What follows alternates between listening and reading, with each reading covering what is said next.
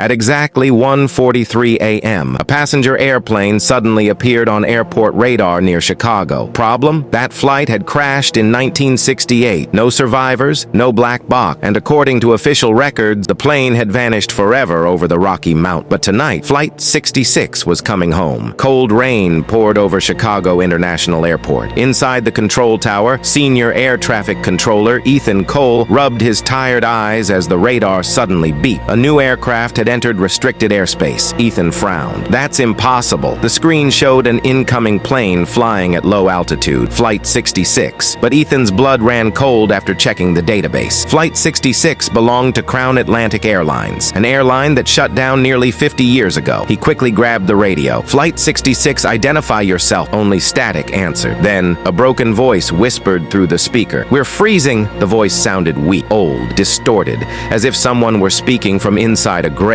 Suddenly, every monitor in the tower flickered. Airport lights dimmed, and outside, workers slowly looked toward the sky. A massive silver airplane emerged from the storm cloud. Its nose was badly crushed. The wings were burned black, and one engine was on fire. Yet the plane made no sound at all. No engine roar, no landing gear noise, nothing. The aircraft slowly touched the runway in complete silence. Airport security rushed toward it, but the closer they got, the colder the air became. Their breath turned white. Phones stopped working. Radios died. Then, the cabin door creaked open by itself. A tall flight attendant stepped out. Her blue uniform was ripped and covered in ash. Her blonde hair hung wet across her face, and her eyes were completely empty. She smiled slowly. Thank God, she whispered. We finally landed. Behind her, dark figures appeared inside the cabin windows. Passengers, dozens of them, sitting perfectly still. Some had burned faces. Others looked frozen solid. One man had no eyes, yet he was staring directly at the workers outside. Thud, thud, thud. Several passengers suddenly began banging their heads against the windows at the exact same time. A young mechanic named Tyler aimed his flashlight inside the plane and instantly regretted it. The passengers weren't sitting normally. Their bodies were fused into the seats. Melted skin stuck to the metal, like they had burned alive during the crash decades ago. Yet somehow they were moving. Then Tyler noticed something horrifying. Every passenger inside the plane was slowly turning their heads toward him. At the same time, smiling. The runway lights exploded. Darkness covered the airport. Then screaming erupted from inside the aircraft. Tyler stumbled backward in terror,